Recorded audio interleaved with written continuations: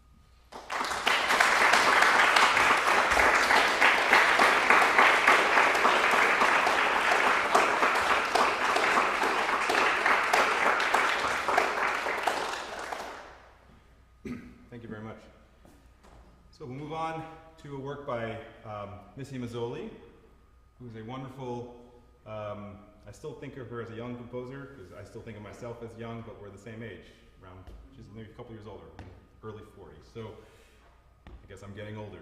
But she wrote this work about 10 years ago for the violinist, 12 years ago now, I guess. Yeah, for the violinist Jennifer Coe, who had a commissioning project where she was pairing new works inspired by, he works for solo violin, inspired by the 6 sonatas and partitas of Bach. And she was asking composers to write solo violin works specifically about specific ones from the set. And she took Missy out for lunch. This is from Missy's own story in the program note. She took her out to lunch and, in a sense, buttered it up a little bit and said, "I'd like you to write a work inspired by the D minor partita." Those of you, the violinists in the room, know what that means. That means reckoning with one of the greatest works for solo violin, probably the greatest work for solo violin. Some people even claim maybe it's the greatest work ever written. That's maybe a bit strong. But for violin, yes, I think we can agree it's one of the greatest, if not the greatest, the Chaconne, the last movement. And of course, if she were to accept, she would have to reckon with that work and what that means for her and how she would incorporate something about that work in her piece. At first, she was taken aback and wanted to say no. Something like this seemed a little bit out of her wheelhouse for what she was used to doing and what she liked to do. But Jennifer, being the sweet person she is, got her to say yes. And thus we have Dissolve, Oh My Heart by Missy Mazzoli. The title actually refers to a line from the Passion of St. John, so a different work of Bach. And Missy writes that the only real reference to the Chaconne in the work is the opening chord. So you'll hear at the very, very beginning the very famous D minor triad. And whereas in Bach, we normally roll it a little bit, right? Da-yam. She actually notates it to play da-yam. She actually notates a rhythm to do it that way, which I find interesting. And then she says, after the opening chord, which comes back many times in different ways, there's not many other references to the work. The piece kind of takes on its own ideas and builds in its own way, very much in how Missy likes to build music. If you know her music, this will sound very much like a Missy Mazzoli work. However, I think she neglected to say that in I guess it's the third bar, or fourth bar, and then end of the third bar, I see it now. I believe she makes another reference to the Bach Chaconne, a little bit more of a subtle hidden one. So those of you who know the work, the first third of it, if you will, is in D minor, and then he moves into D major in this beautiful prayer that he starts, and then moves into this really incredible transcendent section in D major. And in the third bar of this work, she moves from D minor to D major, which of course is a very simple change, just F natural to F sharp. And that back and forth between minor and major is featured pretty strongly in the piece, as one of many things that are featured in the piece. So I believe that's another reference to the Chaconne, whether she realized it or not. So here's Dissolve, Oh My Heart.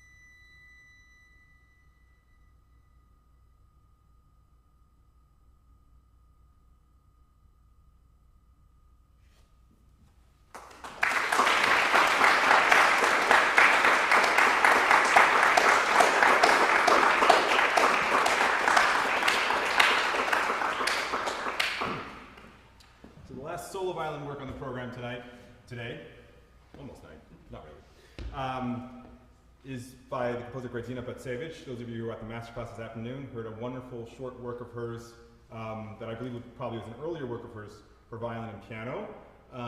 And this is a solo sonata that she wrote around 1960, maybe a year or two earlier, kind of the last decade of her life. So, but Batsevich is probably one of the most important Polish composers of the 20th century, and I'm glad to see that her music more and more is being played, especially here in the United States. I think in Poland it's been celebrated for many years, but here it's taken a while. She has a lot of music for violin because she was a violinist. I believe about 7 violin concertos at least, and 2 solo sonatas, several sonatas for violin and piano, several other works for violin and piano, works for other instruments as well as and orchestral works. So she was very prolific in her time, and quite a fine violinist. Those of you here this afternoon, I told the story of how she entered the Wieniawski competition the same year that David Oistrakh and Jeanette Neveu were in the competition and went 1 and 2. Jeanette Neveu getting the first prize and Oistrakh getting second. And Batsevich didn't place, but by all accounts did very well in the first round, and then was robbed the night before the second round, and probably couldn't concentrate as well and didn't do as well. But she really devoted most of her life to composition.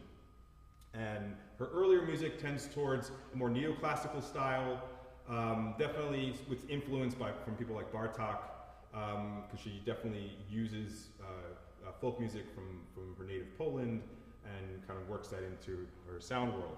However, in her last decade or so, she became more interested in kind of the modernist trends that were happening in Europe at the time. So this work is very different than what you heard this afternoon.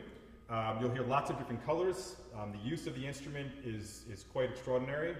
Obviously, as a violinist, she knew what she should bring out of the instrument, what makes the instrument sound really great, and she really kind of worked all of that into this piece. Not as tuneful as what you heard this afternoon, but lots of beautiful colors and a very virtuosic and fun piece. So here's her second solo sonata.